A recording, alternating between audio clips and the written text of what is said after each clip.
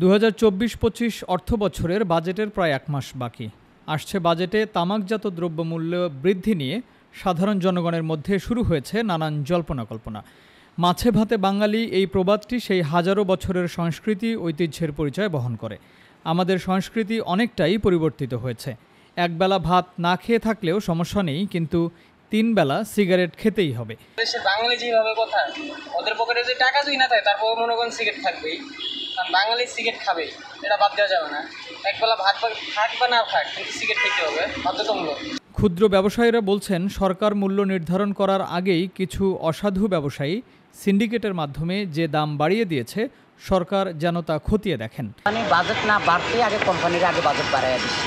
যেরকম সকালবেলা সিগারেট আনছি 115 টাকা করে, তারপরে আপনার দেখা গেল বিক্রি রাত্রেবেলা গেছি 120 টাকা 320 টাকা করে ব্যঞ্জনের প্যাকেট, তাহলে কি 5 টাকা প্যাকেট করতে।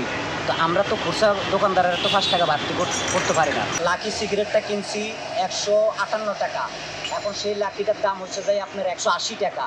তারপরে আপনার নেভি কিনছি মনে করেন আমরা 24 টাকা, সেই নেভি আনতে হয় এখন 30 টাকা। ব্যঞ্জন কিনছি আমরা 109 টাকা, সেই ব্যঞ্জনের দাম 120 টাকা। তো আমরা খুচরা পাইকারিরা তো আর 1 টাকা বাড়াইতে পারছি আমরা, কিন্তু সেই দামে কিন্তু এখন বর্তমানে চলতেছে। কিন্তু সরকার এখনও বাড়ায় না জিনিসটা। সরকারে জুন মাসে বাজেটে বসার পরে কোন জিনিসের দামটা কমবো বাড়বো সেটা সরকারের ডিসিশন নিল। কিন্তু সরকারের ডিসিশন নেওয়ার আগে দেখা গেল কি বড় বড় কোম্পানিরা ওই সিগারেট বিভিন্ন জিনিস যেটার দাম বাড়বে সেটা স্টক করে রেখে দিচ্ছে আগে, ইয়ারের আগে দাম বাড়ায় রাখছে। তো সরকারে কি বাড়াইবা? আমার কথা হইল যে সরকারের এটা খেয়াল নেওয়া উচিত। এ কারণে ক্রেতা বিক্রেতাদের মধ্যে প্রায়ই দাম নিয়ে বাকবিতণ্ডা শুরু হয় বলে জানান এই বিক্রেতা।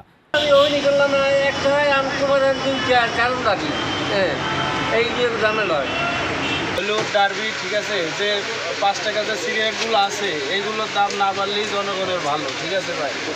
আর উপরে যা আছে বেনসন মালবড়ো, ঠিক আছে, গোল্ডি, এটা বড় লোকরা খায়, এটা বাড়লে সমস্যা নয় আমাদের সাধারণ জনগণের। আর আমরা যারা লেবার বেনসন খাই তাদের জন্য 5 টাকা রাখাই ভালো।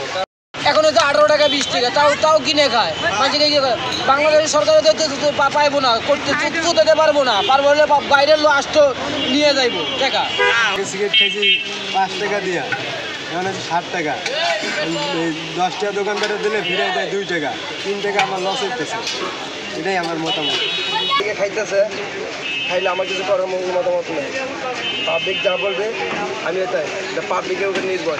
আমি সামান্য দোকানদার, আমি যেমনি কিনবো এমনি জমা করবো। ক্ষুদ্র ব্যবসায়ী এবং ক্রেতারা বলছেন, অসাধু ব্যবসায়ী সিন্ডিকেটের হাত থেকে তারা মুক্তি চান। Timeline desk, Dhaka.